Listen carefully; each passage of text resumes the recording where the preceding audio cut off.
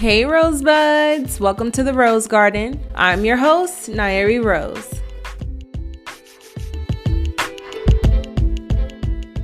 Hey Rosebuds, I am so excited. I am so excited, and let me tell you why. This is my first ever video podcast. I have never done a video with my podcast, and I am so excited to be here. I've been having these conversations audio only, and so just to be talking to an audience and looking at the camera and just working on my studio, I know it's been a while. I left season 1 cold turkey, totally just had a lot going on in life, and I had to put a pause on my podcast, my baby, and now I'm here, season 2. I'm so juiced, and without further ado, I just want to get right into it. I don't want to make this too long, but today's episode is going to be conversations about selective outrage. Okay, so if you can remember last year, my first video ever, my first reel I ever did had to do with the infamous slap. Okay, if you know, you know. All right, Will Smith went on the Oscar platform and slapped the mess out of Chris Rock. Went up to him, slapped him, and said, "Keep my wife's name out your bleep mouth." Right? And so everybody was talking about it, and I just felt so in the conversation, and I wanted to enter the conversation. I said, how do I do that? Let me just get my podcast started. I was sitting on my baby and I wasn't doing anything with it, and so here we are. And so from that, lots of opportunities have manifested, and I just said I cannot leave my baby, my podcast behind. I gave you guys 7-8 episodes, season 1, and now here we are, and we're talking about selective outrage, because I feel like when I talked about the protection of women, skyrocketed, everybody was on that journey. And when I talked about the protection of Black men specifically, maybe some heard, maybe some didn't. But things have happened since that slap occurred, okay? And if you haven't already, Chris Rock dropped a Netflix special called Selective Outrage. And I felt like if I didn't watch it or I didn't partake in it, it would be low-key biased for me to say, oh, he was wrong, or, just place judgment on Chris Rock. And mind you, I don't know these people. We talked about if it was staged or not staged, but I don't think that's the point. I just wanted to watch it to get his perspective and his point of view. And boy, was I entertained, okay? Not only was that special brilliant beyond measure, but I learned so much about what it means to have selective outrage. If I could do a little SpongeBob imagination, I would do selective outrage, okay? Because he was dropping nothing but facts. All right, and I just wanted to recap. I have some notes. I'll be taking notes, okay? But he mentioned a few points, right? Now, he said there are 4 ways to get attention, and we live in a time right now where everybody is seeking attention, whether it's for a good cause or not. Everyone is on social media, everyone has content, all right? And so whatever you're doing, 5 people could be doing the same thing, but it's all about attention marketing. All right, how are you branding yourself? So the most obvious way that he mentioned, Mr. Rock mentioned, is to show that booty. Yes, when you show your behind, literally, or just with minimal amounts of clothing, that is one form of getting attention. And so he put out some examples, or whatever, and we all know what that looks like. If you think of, no disrespect to IG models, but the girls who, dress up for Fashion Nova and they're wearing minimal clothing, that is a great way to get attention. And those girls know how to market themselves for their specific brands. Another way to get attention is to be infamous for something. And so when he talked about infamy, he mentioned about Dave Chappelle had an attacker who attacked him. And I just feel like I'm very much about spirituality, and I talked about this a little in season 1, but just in general, since COVID and quarantining and post-COVID, there has been an enormous amount of mass shootings and just harm and craziness, chaos, wreaking havoc over our country and throughout the world. I don't know what's going on right now, but we are living in a spiritual warfare. Yes, believe it or not, spiritually, there are high vibrational people who know what they're doing and they know where they're going and they're going places. And there are low vibrational people. And unfortunately, it seems like the low vibrational people are sticking out a little bit more than they should. Okay, just to recap, we had a shooting at the Nashville Academy with children. We had a teen boy shot because he went, Ralph Yarl, excuse me if I mispronounce his name, but we had a young man, a young black man who went to the wrong house, okay, and was shot in the head and then shot again, all right, just by being at the wrong place at the wrong time. That is a problem, but yet the man who did it, he becomes infamous. Like it or not, he gets attention, all right? Now, another way you can get attention is to be excellent. And we have a lot of people who are just skyrocketing and just soaring beyond measure. One of the people that I want to shout out, like her or not, her name is Haley Bailey. She's going to be our new African-American black mermaid, okay? And there's been so much controversy about her character and how the movie's gonna do, and while the movie isn't out yet, I cannot wait to see it. I cannot wait to take my children to go see it because it's all about representation. Speaking of excellence and representation, we have Winnie Harlow, all right? Now, if you don't know anything about me, part of season 1, I talked about having vitiligo, and I will get into that because we have some updates. But Winnie Harlow, she went to Carnival, all right, and not only did she look amazing, but she met up with others who also have vitiligo, and that really warmed my heart. I feel like maybe she got some credit, maybe she didn't, but I just wanted to, on my platform, say that she looked incredible. And it's really heartwarming when you see someone who looks like you or who is going through the same thing that you're going through. You resonate with them, you feel safe with them, you feel comfortable. And just seeing her just embrace those children because they look like children and some were adults, just seeing her out there and just showing her body and being confident in her skin, go girl, period. All right. And last but not least, you can become, all right, an attention seeker or an attention getter by being a victim. And so I said, actually, I didn't say this, my bad. Chris Rock said, if everyone claims to be a victim, when the real victims need help, ain't nobody gonna be there to help them. And that's on that, okay? Because if we're all crying wolf, when we actually have a wolf presented in front of our eyes, what are we gonna do? Who's gonna come rescue us? I know it, at least in my neighborhood, I hear ambulances every day.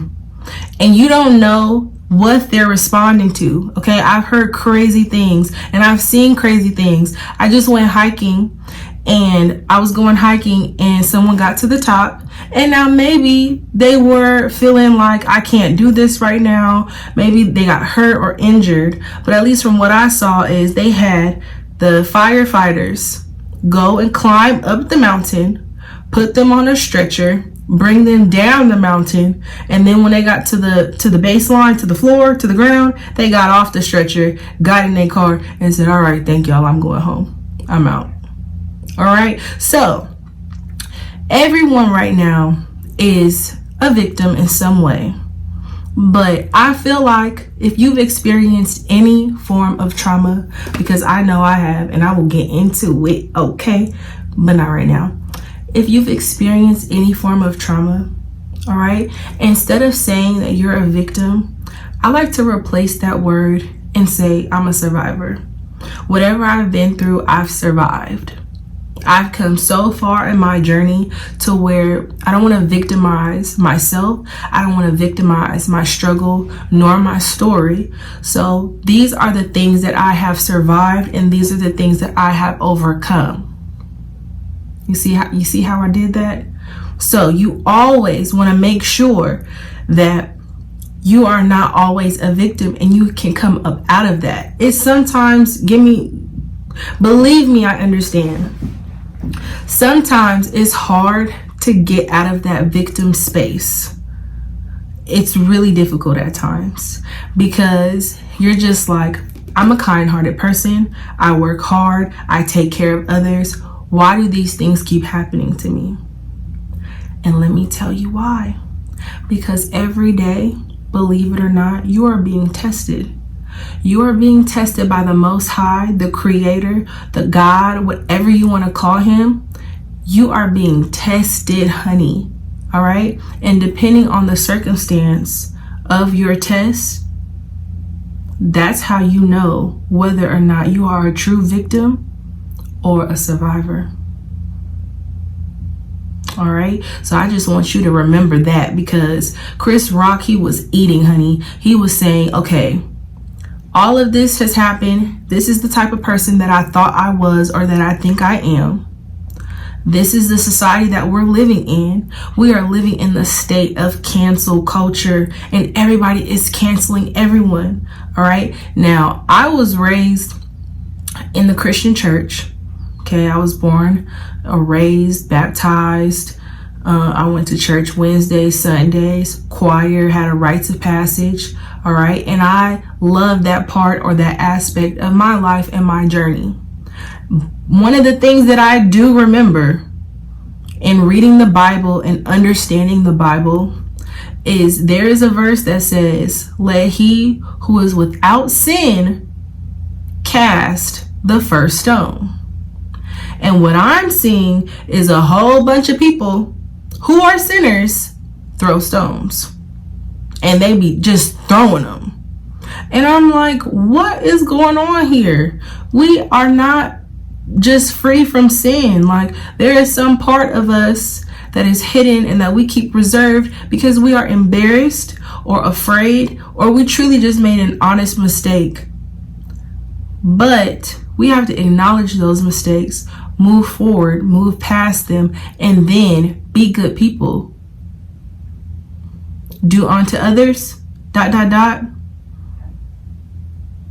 So I'm just saying, with that, he got my life, and he talked a little bit about the entanglement, and I agree. It wasn't him who started it. You can't dish it if you cannot take it. And so he made a joke. And while Will went to go protect his wife, he is correct. Everyone was laughing, including Will. But when he saw his wife, he was uncomfortable. Now, granted, I'm a wife, so if I was uncomfortable, I would want my husband to react, but it's the manner in which you react to any situation. All right. And a real man, woman, you never lose your composure. You have to keep your composure in the midst of difficulty. Easier said than done. I know. But you have to be able to keep your composure, because then if you don't, you let people have control and power over you. And the only one who should be able to control you is who? You. All right. Okay. Give it up. All right. So I just wanted to talk about the fact that I did go MIA. I want to just bring it back.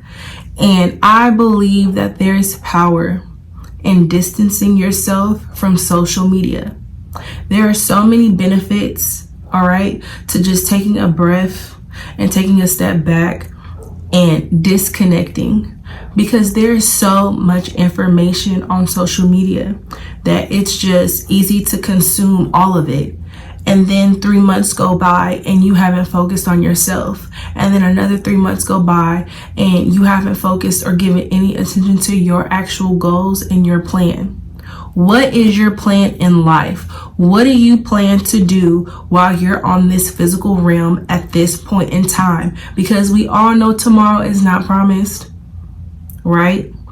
So some of the benefits that I said just from taking a break from social media is being able to goal set. Number one, I was able to make a lot of goals. All right, especially as it pertains to this podcast and what I want to do with my platform.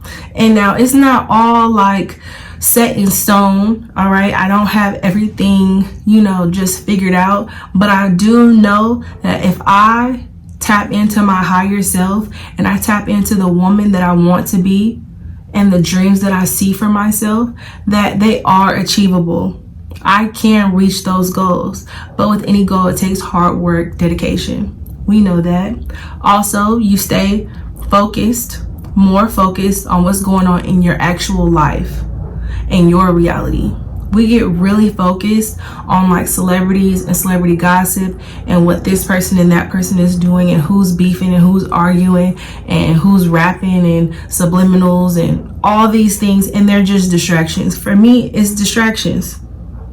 Now, granted, when I told somebody, they were like, oh, what's your social media? What's your social media? And I was like, oh, I deactivated my social media. I just think it's a distraction. They said life is a distraction. Okay. And I feel that, I get it, but at least I can have some form of control on what I find to be a distraction and just take a break and just censor all of the noise, because that's my next point, is censorship. Censorship is so important to me, because there were times where I would go on my phone and I would open Instagram and I just see booty shaking, and it wasn't like cute, like I don't want to say cute, because to that person it could be cute and like, okay sis, yeah, but no, not if you are always in your professional bag. If you are in your professional bag and you are going to work daily and you're showing up and you say, hey, I'm taking a break, or I just want to look at my phone real quick, I want to tap into what's going on, and you pull that up, you never know who's around you, you never know who's by you, you never know the company in which you are around. And so opening my phone and seeing certain things or certain images, and just with all the mass shootings and all the images, man, when Takeoff died, I saw that. When PNB Rock died, I saw that. And so I just needed to I would step in and then I would have to pull back, because it gets overwhelming. And sometimes you can't delete those images. So that's a great way to just take a break, because sometimes we can't just go through all of our following and just clean up everything. Sometimes we don't have the time to just, last time I tried to unfollow a bunch of people or a bunch of pages, Instagram said they was going to delete my account. So I was just like, let me deactivate. And another reason, kind of going back to censorship, is just it helps you avoid triggers. Certain posts could be triggering. People like to do inspirational quotes, or we're just living in podcast city right now. Everyone has a podcast, which is a beautiful thing, because a lot of stories are being told, a lot of voices are being heard. So I think it's really inspirational.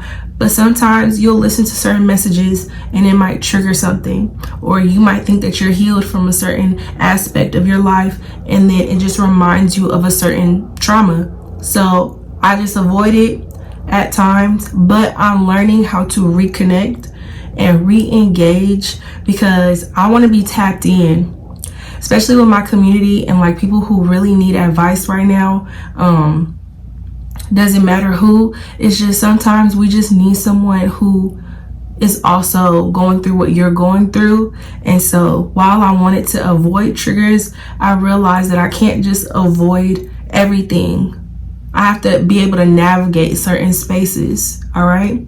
Now, with that being said, another thing that I feel is a benefit, but also slightly a challenge, is boundary setting. Now, I will get into boundaries and what boundaries mean for me specifically. But one thing is, when you deactivate or you remove yourself, you create a boundary because you ghost, you disappear. Nobody can find you. Nobody can see your page. But then when you get back on social media, those pictures, they're still there. Unless you decide to delete them, which people do, and they wipe out every bit of them off of their page. But one of the boundaries that I'm starting to create is that my page and my platform is not only to help and to serve my community and to help people heal and grow, but it's mine. It's my page.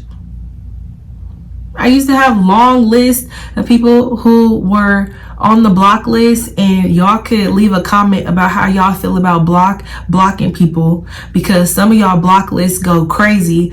But I just said, I feel like if I block somebody, I'm putting them in a prison, in a digital prison. And I don't need to have that ownership over anybody that I knew in my past life or in my current life or whatever. So I just unblocked everybody, and what's meant for you will come to you and will find you, and what's not meant for you will remove itself naturally, okay, from your life. So one of the challenges, benefits, I would say boundary setting. I'm still learning. If you know how to set boundaries with your social medias, please let me know in the comment section, just because it's one of those things where you set boundaries, but you don't want to create such a strong boundary to where no one has access to you, because you also still want to be tapped in, which is what I'm trying to do, is still be tapped in to like what's going on in the world. Now, a couple of things that I want to say before I wrap this up, because we're talking about selective outrage. And part of that is that people feel like they can pick and choose what they want to be mad at. And you see that on social media, especially because everyone has an opinion about every single thing. Everyone has an opinion. So for those of you who are constantly consuming, all right, what you see on YouTube, TikTok, Instagram, you have to use the gift of discernment to decide what is for you and what's not for you. Whether it's a conspiracy theory or not, if you stay stuck in someone else's content and someone else's life journey, you will lose track of time. Believe me, I've seen it happen. All right. We are going through so many changes and transitions that all of what you see is basically a distraction to me. And if you're getting so upset about something to where it's taking over your body, then you shouldn't be engaging. In fact, you need to disengage. Like right now, something that's going on that people have different opinions on, Jamie Foxx, right? Something happened. He had a medical emergency. He's not posting anything. And so people are getting angry and frustrated. People are thinking that he's dead and being cloned. Like all of these crazy things are being said. People have selective outrage on whether or not they feel like he owes them a picture in the hospital or a check-in. Or why does it matter? Why does it matter? If it does not affect your life directly, then it should not concern you. Okay? If you hear the trash can, people are going by. So there's that.